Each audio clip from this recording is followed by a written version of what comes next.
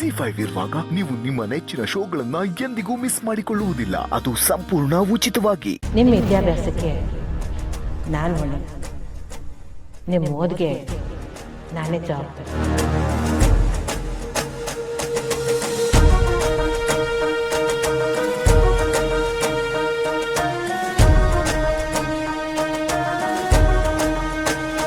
ನಿನಗೆ ಏಳ್ಲಿ ಅಂತಾನೆ ಅಲ್ವಾ ನಾನು ಕೊಂಕಣ ಸುತ್ತಿ ಮೈದಾನಕ್ಕೆ ಬಂದಿದ್ದೆ. ಅಕ್ಕ, ಅವ್ವ ಏನು ಹೀಗೆ ಹೇಳ್ತಿದ್ದಾರೆ? ಅದೇ ನನಗೂ ಗೊತ್ತಾಯ್ತಾ ಇಲ್ಲ. ಅಲ್ಲ, ಹಾಟ್ ಒಂದು ದುಡ್ಡನ್ನ ಅವಳು ಎಲ್ಲಿಂದ ತತ್ತಾಳೆ? ಅವ್ವ, ಇವನವ ಹೇಳ್ತಿದ್ಯಾ ನೀನು? ಆಟ ಒಂದು ದುಡ್ಡು ಆಯ್ತು, ಮಕ್ಕಳ ವಿದ್ಯಾಭ್ಯಾಸ ಮುಖ್ಯ.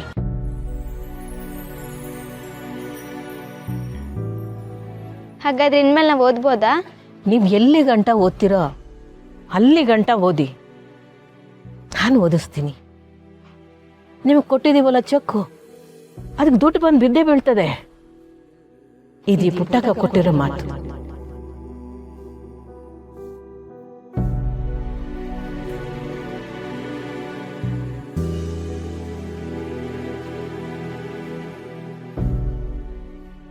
ಇವನವ ಇದು ಆವೇಸ್ದಾಗೆ ಇವನು ಯೋಚನೆ ಮಾಡ್ದೆ ಮಾತು ಕೊಟ್ಬಿಟ್ಟಲ್ಲ. ಈಗ ದುಡ್ಡು ಇವನ್ ಮಾಡೋದು? ಕೊಟ್ಟ ಮಾತನ್ನ ಮೀರಿರೆ ಈ ಪುಟ್ಟಕ್ಕ ಉಳಿಯಕ್ಕಿಲ್ಲ. ಮಕ್ಕಳಿಗೆ ಮಾತು ಕೊಟ್ಟಿವ್ನಿ, ಉಳಿಸ್ಕೊಂಡೇ ಉಳಿಸ್ಕೊತೀನಿ. ಟೀಚರಮ್ಮ, ನಾನು ಕ್ಷಮಿಸ್ಬಿಡು. ಈ ಪುಟ್ಟಕ್ಕ ಕೊಟ್ಟ ಮಾತನ್ನ ಯಾವತ್ತೂ ತೆಪ್ಪಾಕಿಲ್ಲ. ದುಡ್ಡೆಲ್ಲ ಮಕ್ಕಳ ಕೈಗೆ ಸೇರಿದ ಮ್ಯಾಕೆ ನಾನು ನಿಮ್ಮ ಶಾಲೆಗೆ ಬರ್ತೀನಿ.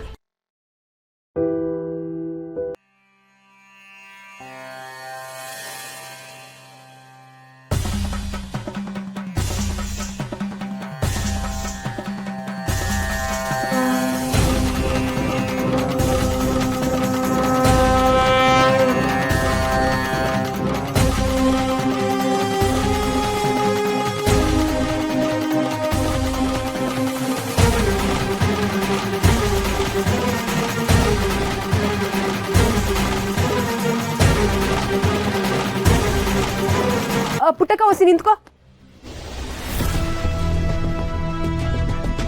ಯಾಕೆ ಪುಟ್ಟಕ್ಕ ನನ್ನ ಮೇಲೆ ಕೋಪವೇ? ಮನೆಗೆ ಬಂದು ಟೀಚರು ಮತ್ತೆ ಮಕ್ಕಳು ಮುಂದೆ ನಿನ್ಗೆ ಅವಮಾನ ಆಯ್ತು ಅಂತ ಬ್ಯಾಸ್ರನ?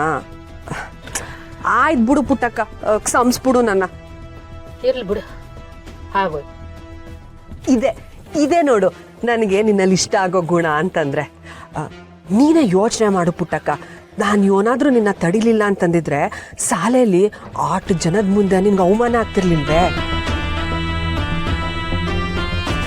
ಆದರೂ ನಿನ್ನ ಧೈರ್ಯಕ್ಕೆ ಮೆಚ್ಚಲೇಬೇಕು.